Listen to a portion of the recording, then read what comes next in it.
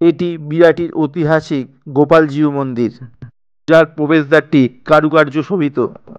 মন্দিরটি বিরাটি স্টেশনের পাশেই অবস্থিত। মন্দিরের চূড়াটি চোখে পড়ছে। মন্দিরের ডান পাশে সুসজ্জিত বাগানে দেখতে পাবেন ঝুলন্ত মহাদেব।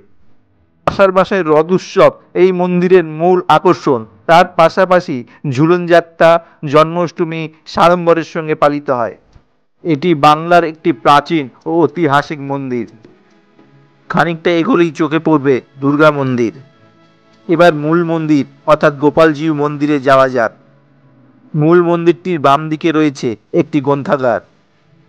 মন্দিরটি পরিদর্শনের সময় সকাল 7টা থেকে বেলা 12টা পর্যন্ত এবং বিকেল 4টে থেকে রাত্রি 9টা পর্যন্ত। মন্দিরটি স্থাপত্যশৈলী চোখে পড়ার মতো সুন্দর ও দৃষ্টিনন্দন। মন্দিরের দেয়ালে বিষ্ণুর 10 অবতারের কীর্তি চিত্রিত আছে।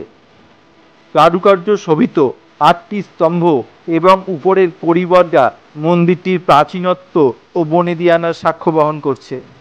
মন্দিরটির মূল আকর্ষণ গোপালজিউ এবং অষ্টসখী অষ্টধাতুর মূর্তি চোখে পড়ছে, যার বাম দিকে রয়েছে জগন্নাথ, বলরাম, সুভদ্রা এবং ডান দিকে অবস্থান করছে লক্ষ্মী, গণেশ এবং নারায়ণ।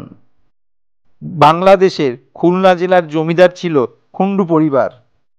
সেই পরিবারের এক সদস্য জীবনকৃষ্ণ কুণ্ডু 1361 বঙ্গাব্দের 22শে বৈশাখ মন্দিরটি নির্মাণ কাজ শুরু করেন। মন্দিরটির সামনেই আপনারা যার মূর্তি দেখতে পাবেন তিনি মন্দিরের প্রতিষ্ঠাতা জীবনকৃষ্ণ কুণ্ডু। 1369 বঙ্গাব্দের 27শে বৈশাখ মন্দিরের নির্মাণ কাজ শেষ করে তার সুযোগ্য পুত্র গোলকনাথ কুণ্ডু। এটি শিব মন্দির। তার পাশেই রয়েছে নাম মন্দির।